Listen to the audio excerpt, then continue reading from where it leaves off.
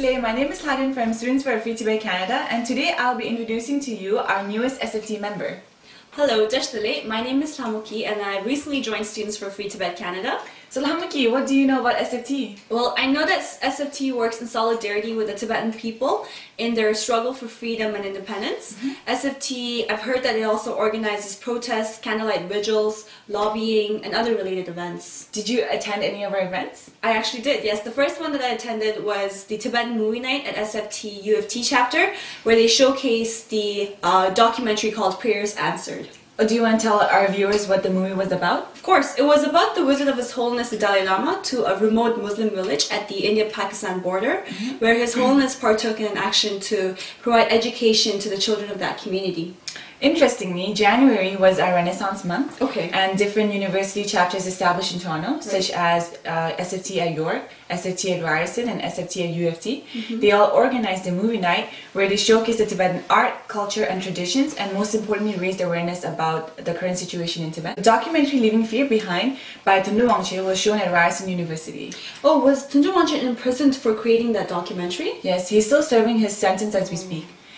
This film was an eye-opener for most of the viewers because it showed the true sentiments and true feelings of Tibetans inside Tibet, which is usually hidden by the Chinese Communist Party.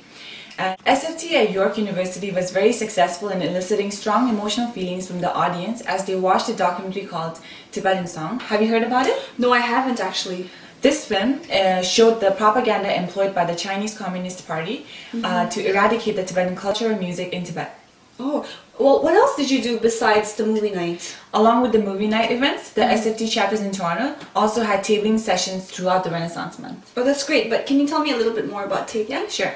Tabling sessions are when the chapters are able to educate non-Tibetans about the situations in Tibet, and at the same time they're able to recruit more members for their respective chapters. That's great. Did you attend any events in February? Actually, yes, I did. I went to the Action-Packed Regional Conference hosted by Ryerson University. It was a 3D event where SFT members were trained on how to campaign effectively using strategic, non-violence, direct actions. And they were also educated on grassroots organizing skills, leadership skills, and how to be a better activist for Tibet overall. In addition to the conference, we also initiated the candlelight vigils, which was consistently held every Wednesday in front of the Chinese consulate building.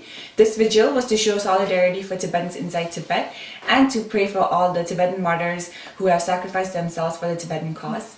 The vigil continues to take place every Wednesday and is supported by the Tibetan community here in Toronto.